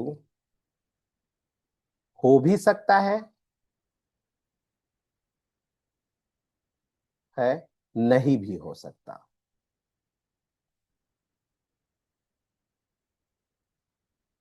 याद, ये तीन महत्वपूर्ण टॉपिक है, हालांकि इसको देखेंगे, इसको इसको और इसका एक दूसरे का अपोजिट है। अगर कोई रिलेशन जो है ई रिफ्लेक्सिव है तो पक्का वो रिफ्लेक्सिव नहीं होगा। तो क्या इसका उल्टा, क्या रिफ्लेक्सिव नहीं है तो ई रिफ्लेक्सिव होगा? नहीं, जरूरी नहीं ये वाला। अगर रिफ्लेक्सिव नहीं है तो ई रिफ्लेक्सिव हो भी सकता है और नहीं भी हो सकता। ठीक है, और एक तो टॉपिक ये है कि रिफ्लेक्सिव है मतलब ई रिफ्लेक्सिव तो होगा ही नहीं। है ना, रिफ्लेक्सिव कब होता है? जब डबलेट हो, और ई रिफ्लेक्सिव में डबलेट का कोई चांस नहीं है। ठीक है, उसी तरह से रिफ्लेक्सिव नहीं कब होता है, तो उसके लिए क्या है, डबलेट अगर कोई एक भी गायब हो तो ये रिफ्लेक्सिव नहीं होता है ना, जबकि ई, सॉरी जी, रिफ्लेक्सिव नहीं होता है। लेकिन ई रिफ्लेक्सिव का कंडीशन है कि एक भी डबलेट नहीं होना चाहिए, अदर अदर अलग अलग वर्ड होने चाहिए। ठीक है, तो इसको अच्छे से कर लेना, इसको एग्जाम्पल के तौर पर समझ जाओगे, ऊपर को एग्जाम्पल को देखोगे ना तो आपको समझ में आ जाएगा। जैसे यहाँ पर थोड़ा सा और आपको थोड़ा सा बता दे रहा हूँ, जैसे देखो, तीनों का डबलेट है इसलिए रिफ्लेक्सिव है, लेकिन ये रिफ्लेक्सिव पक्का नहीं है। मतलब ये आया मतलब रिफ्लेक्सिव तो होगा ही नहीं, डबलेट आया मतलब रिफ्लेक्सिव, ई रिफ्लेक्सिव तो होगा ही नहीं। अगला, एक डबलेट है बाकी अदर है ना, एक डबलेट है तो एक डबलेट है माने रिफ्लेक्सिव नहीं है क्योंकि सारे के डबलेट होने चाहिए। ई रिफ्लेक्सिव भी नहीं है क्योंकि एक भी डबलेट नहीं होनी चाहिए। अगला, देखिए कोई भी डबलेट नहीं है तो ये क्या है, रिफ्लेक्सिव तो नहीं है, पक्का रिफ्लेक्सिव नहीं है क्योंकि सारे के डबलेट होने चाहिए। ई रिफ्लेक्सिव है, ई रिफ्लेक्सिव इसलिए है क्योंकि कोई भी डबलेट नहीं है। ठीक है, तो इसको आपको समझना है, बिल्कुल बहुत आसान भाषा में है, आप देखोगे तो समझ सकते हो, बस आपको याद रखना है और ये सारे नोट आपको पता होने चाहिए क्योंकि यही से क्वेश्चन बनते हैं, कौन रिफ्लेक्सिव है कौन इरिफ्लेक्सिव है। ठीक है, चलिए देखते हैं नेक्स्ट, नंबर ऑफ इरिफ्लेक्सिव रिलेशन।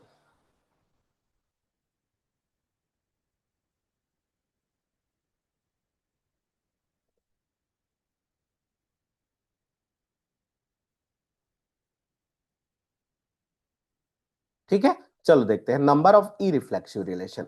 अब ई रिफ्लेक्सिव रिलेशन को समझने का तरीका बिल्कुल आसान है, वही है। देखो इधर, जैसे हमारे पास एक सेट है, और जिसके एलिमेंट है मान लेते हैं 1 2 3 है। हालांकि 1 2 3 के लिए बताऊंगा, लेकिन n एलिमेंट है। ठीक है, तो इसमें कुछ इस तरह से बनेगा 1 1 1 2 1 3 2 1 2 2 3 3 1 3 2। कॉन्सेप्ट आपका क्लियर रहेगा ना, तो बिल्कुल फॉर्मूला याद करने की कोई जरूरत नहीं है। ठीक है, तो इसलिए ये, अब ये देखो, ये है। ठीक है, अब इसमें से क्या कंडीशन है, ई रिफ्लेक्सिव क्या है, इसको तो बिल्कुल नहीं आना चाहिए, नो, है ना, नॉट अलाउड। नॉट अलाउ भी फिक्स होता है, मतलब बिल्कुल नहीं आ सकता। बिल्कुल नहीं आ सकता माने क्या, कितने चॉइसेस, एक ही चॉइस। आ सकता है, नहीं आ सकता माने दो चॉइस। लेकिन नहीं जा सकता, एक चॉइस। आ ही सकता है, एक चॉइस। ठीक है, तो बिल्कुल नहीं आ सकता मतलब कितने चॉइस है, एक ही चॉइस है। बाकी कोई आए तो भी चलेगा। तो बाकी एलिमेंट कितने हैं, अदर एलिमेंट को अगर हम लोग बात करें तो वो एन स्क्वायर माइनस एन है। ठीक है, तो टोटल चॉइसेस कितने होंगे, तो इसके टोटल चॉइसेस कितने होंगे, तो टोटल कितना होगा, 2 × 2 × 2 कितने बार होगा, एन स्क्वायर माइनस एन बार होगा। ठीक है, टोटल चॉइस इंटू वन भी कर सकते हो, ये भी वन चॉइस, तो ये टोटल कितना हो जाएगा, 2 का पावर n² - n। इसका मतलब ई रिफ्लेक्सिव रिलेशन जो होता है वो भी सेम होता है जितना रिफ्लेक्सिव होता है। संख्या सेम होते हैं ना।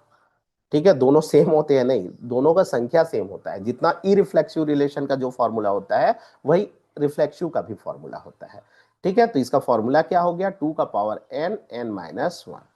याद रख लेना, इसको बिल्कुल याद कर लीजिएगा।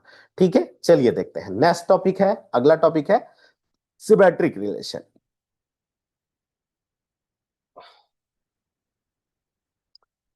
अगला कौन सा पहुंच गया, तीसरा, सिमेट्रिक रिलेशन,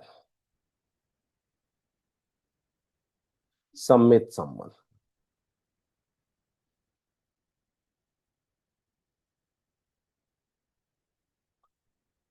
ठीक है, सिमेट्रिक रिलेशन क्या होता है, सिमेट्रिक रिलेशन के बारे में अगर हम लोग बात करें तो सिमेट्रिक रिलेशन माने ये है, अगर हमारे पास ए कॉमा बी बिलोंग कर रहा है उस सेट में, तो यदि ए कॉमा बी बिलोंग कर रहा है आर में, तो बी कॉमा ए भी बिलोंग करना चाहिए क्या में, आर में, है ना। और for all A belong to set A and b belong to set B, sorry set A. ये तो ऑन टू इट सेल्फ रहता है ना, ऑन टू इट सेल्फ मतलब जितने भी पढ़ रहे हैं वो एक क्रॉस ए के लिए है। ठीक है, तो पहला कंडीशन ये।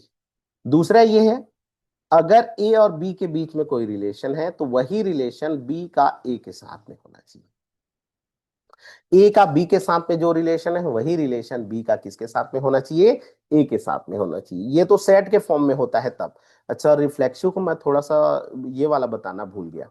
ठीक है, वही रिलेशन होना चाहिए। चलो रिफ्लेक्सिव का थोड़ा सा इसमें थोड़ा और वो करते हैं, रिफ्लेक्सिव रिफ्लेक्सिव के बारे में। ये तो ये रिफ्लेक्सिव है, ये है रिफ्लेक्सिव। चलिए देखते हैं। जैसे रिफ्लेक्सिव के बारे में एक और होता है, यहां पर देखिए, रिफ्लेक्सिव, है ना, स्वतुल्य। अंग्रेजी याद करना ज्यादा बेटर है।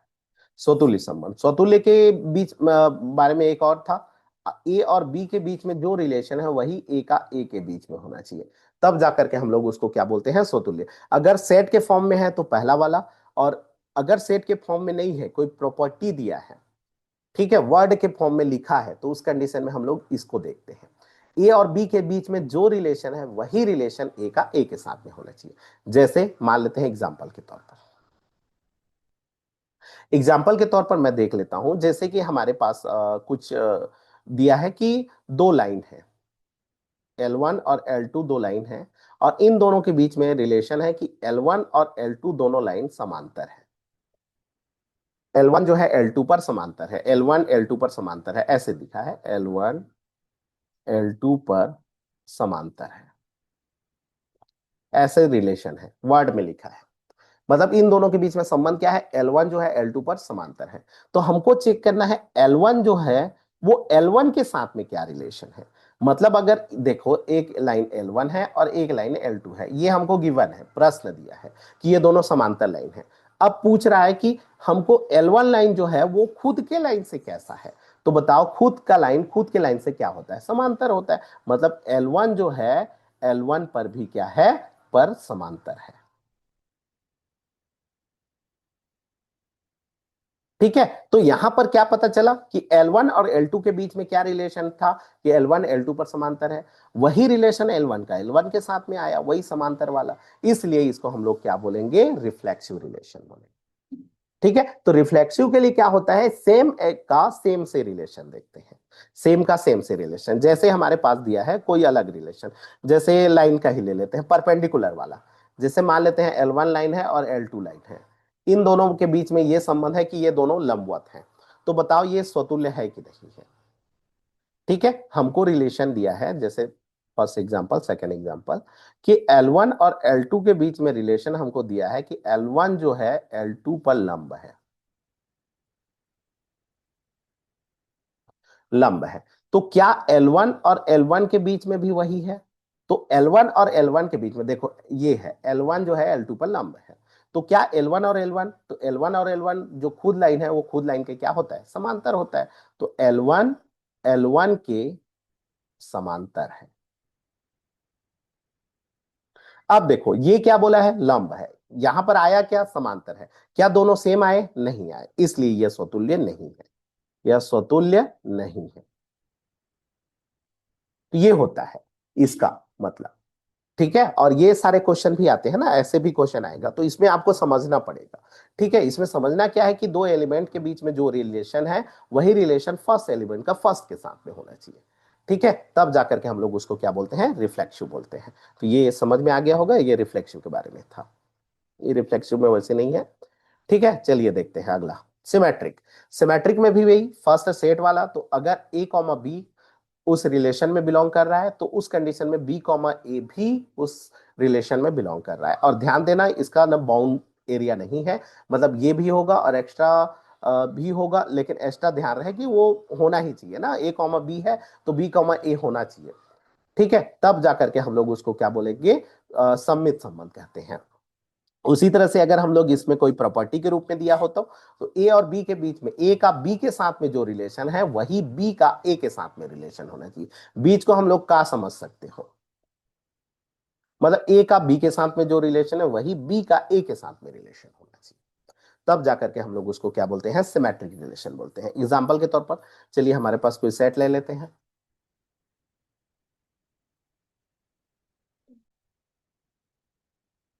ठीक है, तो सिमेट्रिक रिलेशन क्या होता है इसके बारे में देख लेंगे। तो इसको अगर हम लोग देखते हैं कॉन्सेप्ट, इसको देख लेंगे। तो जैसे एग्जांपल के तौर पर देखते हैं, एग्जांपल से हमको समझ में आ जाएगा। जैसे ए हमारे पास सेट गिवन है, 1,2,3 दिया है। ठीक है, सिमेट्रिक मतलब शॉर्टकट में अगर देखेंगे तो उल्टा पुल्टा, तो मतलब कि इसमें एक चीज और बता दे रहा हूँ। इसमें से एक बेस्ट इंपॉर्टेंट टॉपिक है, इसको आप समझोगे तो आप समझ जाओगे। अगर आर जो है आर इनवर्स के बराबर हो जाए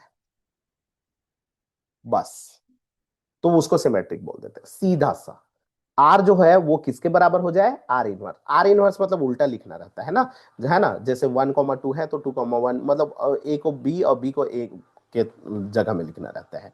ठीक है, तब जाकर के हम लोग उसको क्या बोलते हैं, सम्मित संबंध बोलते हैं। तो सम्मित का शॉर्टकट तरीका ये है, जैसे हम हमारे पास कोई रिलेशन है।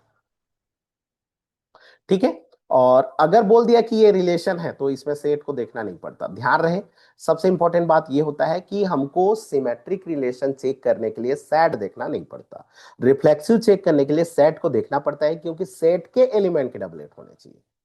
ठीक है, जबकि सिमेट्रिक हुआ या फिर इसके बाद अगला पढ़ते हैं ट्रांजिटिव रिलेशन हुआ, इन सब के लिए हमको सेट देखना नहीं पड़ता। अगर क्वेश्चन बोल दिया कि ये रिलेशन है, तो रिलेशन है बोल दिया ना, तो इसके बाद आपको उसको देखना नहीं पड़ता कि वो क्या है। इसके बाद इसके खाली कंडीशन को फॉलो करना रहता है।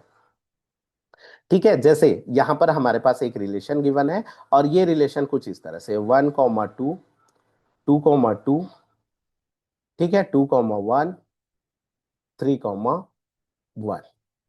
अब बोल दिया ये एक रिलेशन है। चलो बताओ ये सिमेट्रिक है कि नहीं है। तो सीधा से इसका इनवर्स निकाल लो, शॉर्ट तरीका। इनवर्स, इनवर्स माने उल्टा करना। 1,2 को लिखोगे 2,1, 2,2, 2,2 ये चीज रहेगा। 2,1 क्या हो जाएगा, 1,2 हो जाएगा, है ना। 3,1 जो हो जाएगा वो 1,3 हो जाएगा। अब देखिए क्या ये दोनों बराबर है, क्या ये दोनों बराबर हैं, तो उसको हमको चेक करना है। तो चलिए चेक कर लेते हैं। तो अगर हम लोग देखें 1,2, तो इसमें भी 1,2 है क्या, है। ठीक है। 2,2 तो इसमें भी 2,2 है। 2,1, 2,1 इसमें भी है। थर्ड 3,1 तो इसमें 3,1 है क्या, नहीं है। ये दोनों अलग अलग है, ये दोनों अलग अलग है। इसका मतलब हमको ये पता चल गया R not equal to R inverse. अगर ये दोनों बराबर नहीं है, अगर ये दोनों बराबर नहीं है मतलब सम्मित नहीं है। सीधा सा शॉर्ट तरीका। तो सम्मित होने के लिए क्या होता है कि जो रिलेशन है वो उसके इनवर्स के बराबर होना चाहिए। अगर वो उसके बराबर है तो उस कंडीशन में वो, उसको हम लोग क्या बोलेंगे, सिमेट्रिक रिलेशन बोलते हैं। और सिमेट्रिक रिलेशन में सेट को नहीं देखा जाता ना, तो यहां पर ध्यान देना, उल्टा पुल्टा सारे के होने चाहिए। जैसे ऐसे चेक ना करो तो ऐसे चेक ना करो तो सबके उल्टा देखो। जैसे 1,2 है तो 2,1 ढूंढो, है। 2,1 है तो 1,2 इसका उल्टा हो गया। अगला 2,2 का उस वही उल्टा उसी के लिए होता है। 3,1 का 1,3 होना चाहिए, 1,3 नहीं है, इसलिए ये क्या है, रिफ्लेक्सिव नहीं, सॉरी सम्मित नहीं है। ठीक है। एक और एग्जांपल के थ्रू समझा रहा हूं, आपको आसानी से समझ में आ जाएगा। ऐसे बस शॉर्ट नोट बताना है और उसको चलना है। जैसे हमारे पास है 1,2, 3,2, 2,3, 2,1, है ना, 1,1 चेक करना है ये सम्मित है कि नहीं है। तो देखो चेक करने का तरीका, या तो इसके इनवर्स निकाल लो, तो इनवर्स निकालोगे फिर लिखोगे वो ज्यादा लंबा होगा। चेक करने का तरीका सबका उल्टा देखोगे, उल्टा। 1,2 का देखो तो 2,1 है क्या, है, खत्म। अब ये दोनों छोड़ दो, ये इसको इसको और चेक करना नहीं है। 3,2 का 2,3 है क्या, है। 1,1 का यही है 1,1, इसका मतलब ये सम्मित संबंध है। ठीक है। तो सम्मित के लिए क्या होना चाहिए, उल्टा पुल्टा होना चाहिए। ठीक है, उल्टा पुल्टा होना चाहिए, सीधा सा, है ना। उल्टा पुल्टा ऐसे हिंदी वर्ड में जानोगे तो उल्टा पुल्टा याद रखो, उल्टा पुल्टा, उल्टा उल्टा, है ना। मतलब ये ए बी है तो बी ए होना चाहिए, तब जाकर के हम लोग उसको क्या बोलते हैं, आ, सम्मित संबंध कहते हैं। ठीक है। तो इस तरह से निकाला जाता है, सारे उल्टा पुल्टा होने चाहिए तब आप बना सकते हो। ठीक है जी, चलिए देखते हैं। अब इसके बाद देखते हैं अगला टॉपिक है नंबर ऑफ,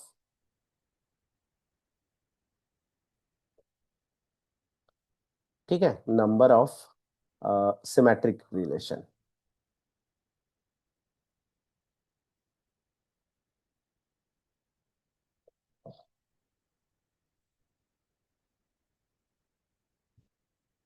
ठीक है, नंबर ऑफ सिमेट्रिक रिलेशन निकालते हैं। तो नंबर ऑफ सिमेट्रिक रिलेशन कैसे निकालेंगे, तो ध्यान दीजिए। सिमेट्रिक रिलेशन के लिए क्या है कि सारे जो आइडेंटिटी है वो तो होते ही हैं। ठीक है। जैसे इसमें क्या होता है कि अगर हम लोग बात करेंगे, जैसे निकालते हैं, इसको तरीका बता दे रहा हूं ताकि फॉर्मूला आपको पता हो जाए। जैसे एलिमेंट है 1, 2, 3 ले लेते हैं, एक्चुअल में एन एलिमेंट है मान लेते हैं। ठीक है। तो रिलेशन कुछ इस तरह से बनेगा, 1,1, 1,2 और 1,3। उसी तरह से अगला हो जाएगा 2,1, 2,2, 2,3, 3,1, 3,2, 3,3। ठीक है। अब ध्यान दो, क्या ये आ सकते हैं। सबसे पहला डायगोनल को देखते हैं, इसको, ये कितने एलिमेंट है, तो एन ये आ सकते हैं। अगर ये आएंगे तो हमको सिमेट्रिक में फर्क नहीं पड़ेगा, सिमेट्रिक में फर्क नहीं पड़ेगा। देखिए, अगर 1,1 आया तो भी सिमेट्रिक होगा, 2,2 आया तो भी सिमेट्रिक होगा, 3,3 आया तो भी होगा, 4,4 आया तो भी होगा। मतलब इसके पास चॉइस है, ध्यान, फिक्स नहीं है। फिक्स मतलब क्या होता है, ये सारे आने चाहिए, आना ही चाहिए। आए तो भी ठीक है, नहीं आए तो भी ठीक है। अगर 1,1 है, 2,2 नहीं है तो भी चल जाएगा। ठीक है। लेकिन 2,2 है, 1,1 नहीं है तो भी चल जाएगा। मतलब कोई आए कोई ना आए तो भी चल जाएगा, मतलब इसके पास चॉइसेस है। तो इसके पास टोटल चॉइसेस कितने हुए? तो इसके पास कितने चॉइस? दो चॉइस। इसके पास कितने चॉइस? दो चॉइस। इसके पास कितने चॉइस? दो चॉइस। तो टोटल कितने एलिमेंट है? An element. तो एन एलिमेंट के पास टोटल चॉइस कितना हो गया? 2 का पावर एन। ये आएगा तो भी ठीक है। अब सिमेट्रिक के लिए थोड़ा सा ध्यान दीजिएगा, अच्छे से समझिएगा, आराम से बना सकते हैं, कोई कठिन नहीं है। ठीक है, सिमेट्रिक के लिए एक कंडीशन ये है कि अगर 1 2 आया तो 2 1 आना चाहिए, तब हम लोग सिमेट्रिक बोलेंगे। अगर 1 3 आया तो 3 1 आना चाहिए। अगर 2 3 आया तो 3 2 भी आना चाहिए। इसका मतलब यह है कि अगर इनमें से कोई भी एक एलिमेंट आया तो पक्का है कि नीचे के वाले आने ही चाहिए। ठीक है, तो बहुत आसान। देखो इधर, अगर ऊपर वाला आया तो नीचे वाला आएगा, तभी जाकर के वो सिमेट्रिक होगा। ठीक है, तो ऊपर को हम लोग चॉइस ले लेते हैं और नीचे को फिक्स कर देते हैं। और अगर ये फिक्स है तो इसके चॉइसेस कितने हुए? 1। इसके चॉइसेस कितने हो गए? 1, क्योंकि ये आना ही चाहिए। ऊपर वाले का चॉइस ले रहे हो, अगर ऊपर वाला आ रहा है तो नीचे वाले को आना पड़ेगा ही पड़ेगा, नहीं तो सिमेट्रिक नहीं होगा। ठीक है, तो इसके कितने चॉइस हो गए? तो इसके चॉइस हो गए 2, आएगा तो भी ठीक, नहीं आएगा तो भी ठीक। इसके चॉइसेस कितने हुए? 2। इसके चॉइसेस कितने हुए? 2। अब ये कितने एलिमेंट है? तो अगर हम लोग इसके एलिमेंट की संख्या देखें तो ये ऊपर वाला और नीचे वाला, ये जो डायगोनल दिख रहा है, ऊपर वाला और नीचे वाला मिला करके कितने होते हैं? एन स्क्वायर माइनस एन होता है। लेकिन ये तो ऊपर में जितना है उतना नीचे में है। देख लो, 1 2 3 है तो ऊपर में भी 1 2 3 है, इसका मतलब हाफ है ऊपर में। तो ऊपर वाला जो है वो कितना है? एन का स्क्वायर माइनस एन बाई क्या हो गया? 2। तो इसके टोटल चॉइस क्या बनेंगे? तो इसके चॉइस बनेंगे 2 का power n square minus n by क्या हो जाएगा? 2। इसके चॉइस, अब इसके चॉइस कितने हुए? 2 का पावर एन। तो टोटल चॉइस कितने हो जाएंगे? तो टोटल चॉइस हो जाएगा हमारे पास 2 का पावर एन, ये भी चॉइस में आएगा, इनटू 2 का power n square minus n by 2, इतना होगा। और इसको अगर हम लोग सिंप्लीफाई करेंगे और हल कर देंगे तो दोनों का घात जुड़ेगा, और जोड़ करके इस तरह से लिख लेना, 2 का power n square plus n by 2 आ जाएगा। सॉल्व कर लेना, आपको इतना आना ही चाहिए। अगर लेक्चरर का तैयारी कर रहे हो तो इतना तो आना ही चाहिए, दोनों को ऐड करोगे इतना आ जाएगा। ठीक है, तो इसको कुछ ऐसे भी लिख सकते हो, एन एन प्लस 1 और बाई 2 ऐसे भी लिख सकते हो। तो ये हो गया। तो इस तरह से होगा। तो ये कितने होंगे? Total number of symmetric relation इस तरह से निकाल सकते हैं। एक बार और बता दे रहा हूं, आपको समझ में आ जाना चाहिए, बहुत आसान है। देखो, जैसे हमारे पास ये एक सेट है और इस सेट के पास एलिमेंट लिया 1 2 एन एलिमेंट। ठीक है, एकदम आसान से समझा रहा हूं। 1 1 1 2 2 1 3, 2 1 2 2 3, 3 1 3 2 3 3। ठीक है, अब देखो रिफ्लेक्सिव के लिए क्या था, ये तो आने ही आने चाहिए, इसलिए वो 1 हो जाता था, फिक्स था।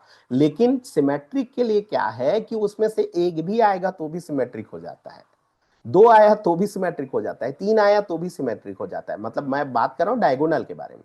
तो ये जो डायगोनल दिख रहा है इसके पास चॉइसेस है, कितने एलिमेंट है? एन। तो टोटल चॉइसेस कितने हुए? 2 का पावर एन, क्योंकि ये फिक्स नहीं है, अगर एक भी आएगा तो भी चल जाएगा।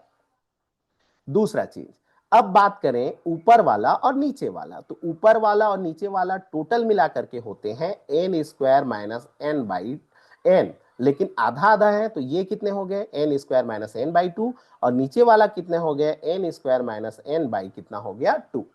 अब हमको देखना क्या था? सिमेट्रिक देखना था।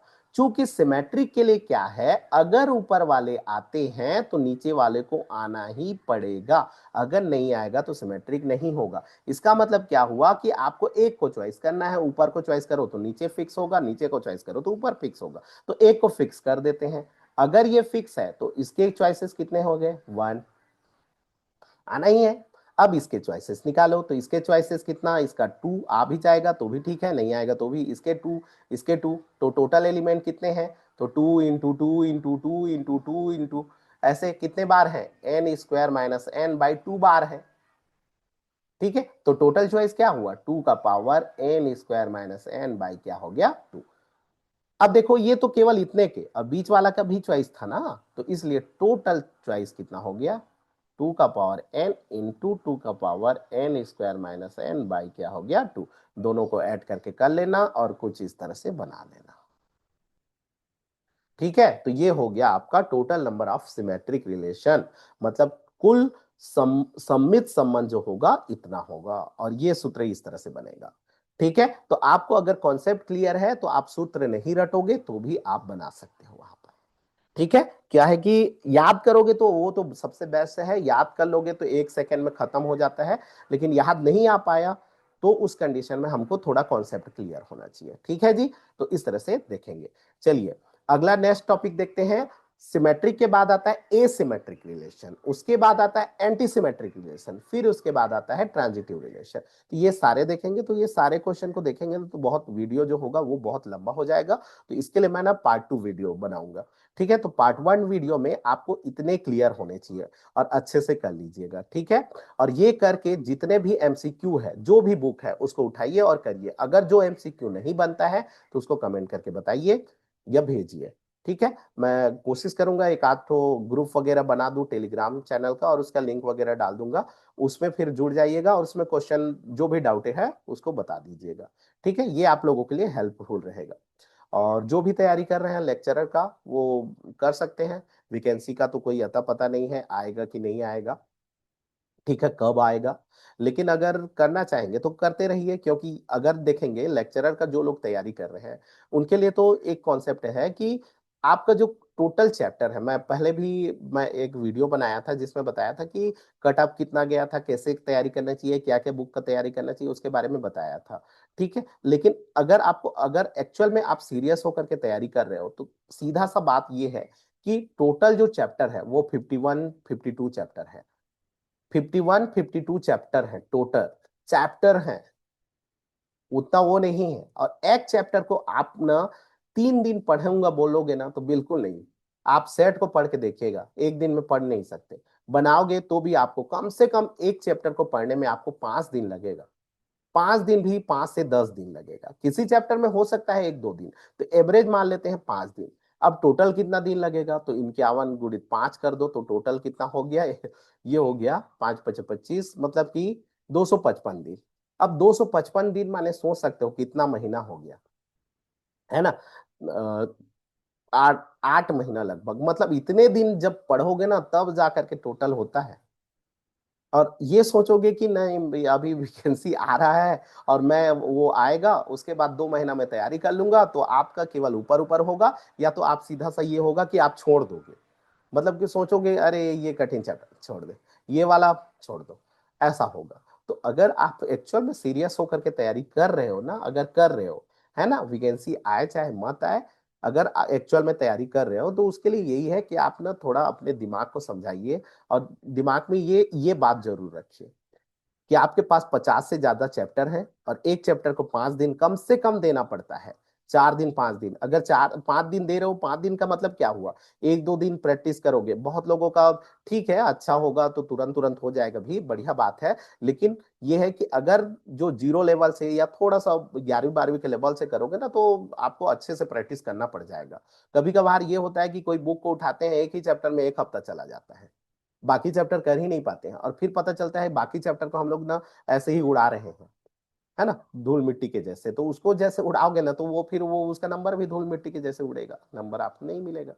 तो अगर आप तैयारी कर रहे हो तो आप यूज कर लीजिए। और मैं भी कोशिश करूंगा कि बहुत सारे लोग वीडियो तो बना रहे हैं अभी, उसको देख लीजिएगा। अन्य सर लोग भी जो है सीजी लेक्चरर का तैयारी कर रहे हैं उसका वीडियो देख लीजिएगा। बाकी जो भी हेल्पफुल रहेगा उसको मैं कोशिश करूंगा जितना भी, है ना, कंपलसरी मेरा वीडियो नहीं आएगा, है ना, बीच बीच में मैं कोशिश करूंगा जो जो कठिन चैप्टर है उसका मैं बना दूं। ठीक है, तो आज के लिए धन्यवाद।